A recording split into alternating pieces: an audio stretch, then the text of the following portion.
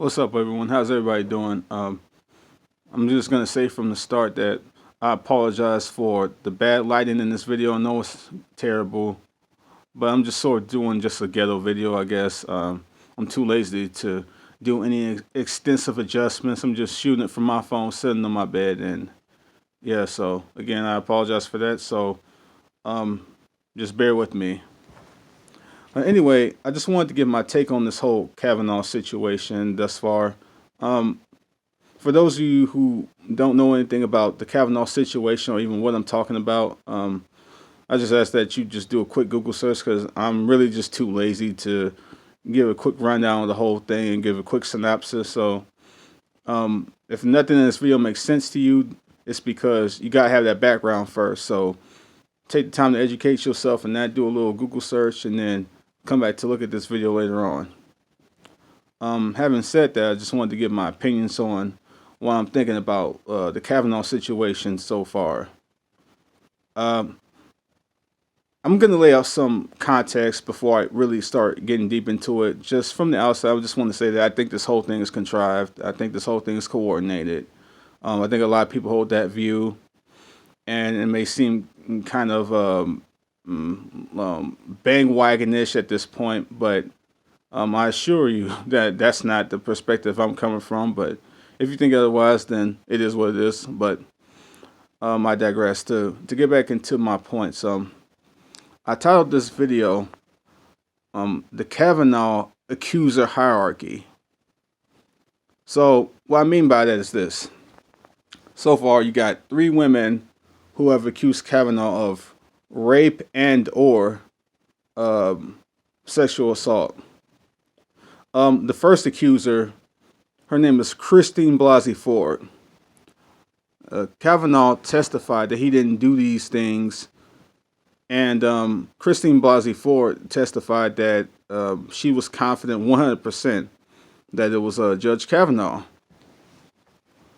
Well, in the first story with Christine Blasey Ford, she was shoved into a room, and he tried to cover her mouth and kiss her. So that's her testimony. And then the second accuser, her name is, I should say, Deborah Ramirez. This happened, I believe, if I remember correctly, was said to have happened at Yale College, and this was at a frat party, and they were sitting in a circle, playing a drinking game, and it was something that had to do with Kavanaugh pulling his pants down. There was a fake penis or something, but it was either a fake penis that was in her face or Kavanaugh pulled his pants down and actually thrust his actual penis in her face. It was something along those lines. And then the third accuser, her name is Julie Swetnick. And in her story, the thing was that she had went to like multiple parties. I believe this was back in Kavanaugh's high school years, to where she have seen. Well, not. I think Kavanaugh was still in high school, or she witnessed it in high school, and then graduated high school, and then went back later on to these parties after she graduated high school. If I remember correctly, someone can correct me on that if I'm getting that wrong. But anyway, she had claimed to have seen like multiple egregious things, just horrible things happen to women with sexual assault and or rape. And in Kavanaugh's case, she said that it was a gang rape that was done on her. So you gotta know it's a pattern here. And I call this the hierarchy for this reason. The level of accusations get worse each woman, right? First, you have Christine Blasey Ford. It was just in a room, and he tried to cover her mouth. And then it gets even worse with Deborah Ramirez, the second accuser. She said that they were in a circle, and he did this around some dudes and tried to shove, it was either his real penis or a fake penis in her face or something. And then the third accuser, Julie Swetnick, said it was a train run on her, a gang rape, basically. So you notice how deals get worse each woman that's released. And I said from the outset that I think this whole thing is coordinated and contrived. And I find the whole thing troubling given the fact that it's coordinated and contrived, that each accuser that's been released and has been dropped has gotten progressively worse. Tell me that that doesn't sound the least bit coordinated to you. Along with the other plethora of problems that a lot of people have pointed out that I won't take too much time going over in this video, but there's some other things I want to talk about that I just find very, very troubling about this whole thing. Why in the world has nobody started to investigate Christine Blasi Ford, who leaked her information? Because she got her information to Dianne Feinstein, and she had asked to be anonymous.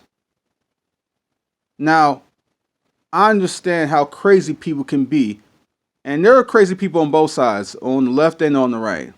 Now, there are people who have sent their death threats according to what she said in her testimony, and I don't doubt that this is very plausible. In fact, I'm almost certain that happened because there's just that many crazy people in the world. But if you have something of this vile nature that happened to this woman, why in the world would that get leaked? How in the world? Who in the world? What happened in Dianne Feinstein's office to where that got leaked? Dianne Feinstein herself and or someone in her staff in her office had her information, had the letter. How did her name get out? So, if the accusations against Kavanaugh or this Graven merits an investigation, is worthy of an investigation, then why is that not worthy of an investigation? When people can be so crazy as to send death threats, can make threats on your very life and put you into a terrified state of being. It's already one thing if, for sake of argument, we said what Kavanaugh did was true, and you're still dealing with the post-traumatic disorder of rape that just simply does not go away. Okay, for a lot of women, that just not that.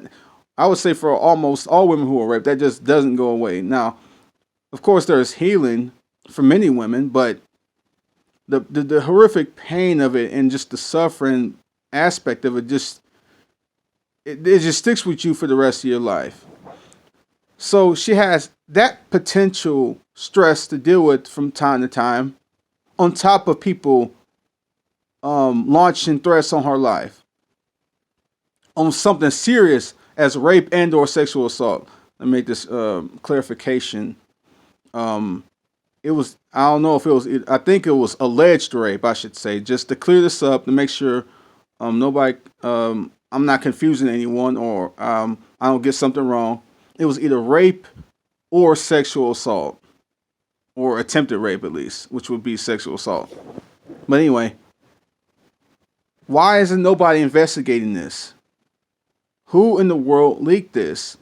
I believe it was Dianne Feinstein's office, her or someone in her staff or office who leaked this to the press. Why is nobody investigating this?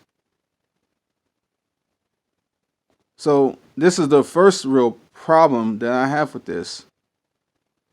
Another thing I wanted to put into this whole thing is just to talk about the fact when men get accused.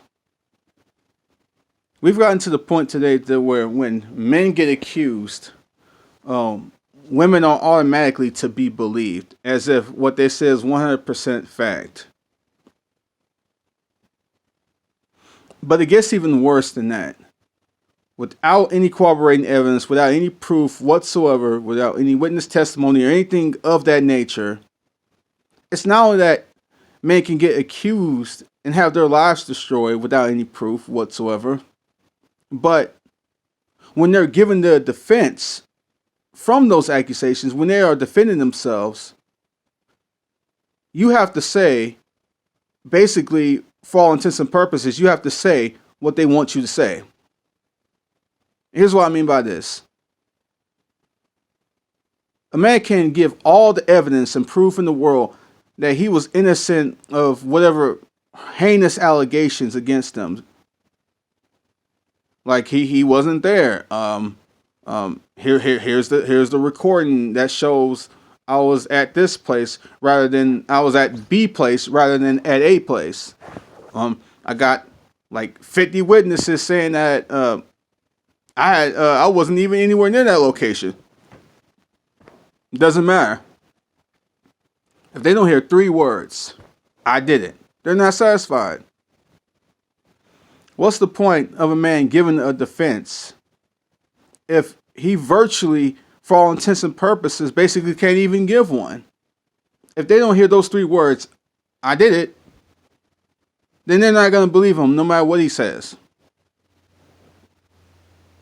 So it's not simply the fact that men can get accused and have their lives destroyed without any proof or evidence.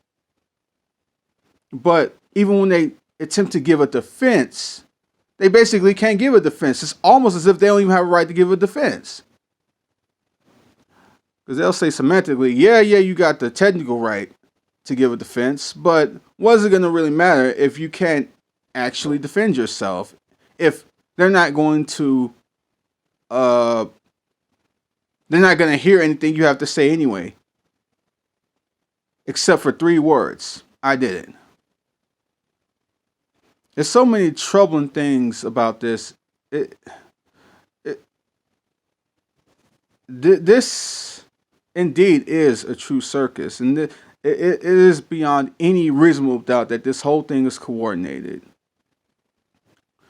I don't want to make this video too long because I'm not going to say too many things that a lot of people haven't already said, but those are just my thoughts in particular. I don't know if that's something that anyone else has thought of or something that really adds to this discussion, but I'm just a person giving my opinion, and I hope it may add to something that you may not have considered before. But in any case, those are my thoughts, and I hope you enjoyed this video. Please like, share, comment, and subscribe. And as always, take care. God bless. Peace.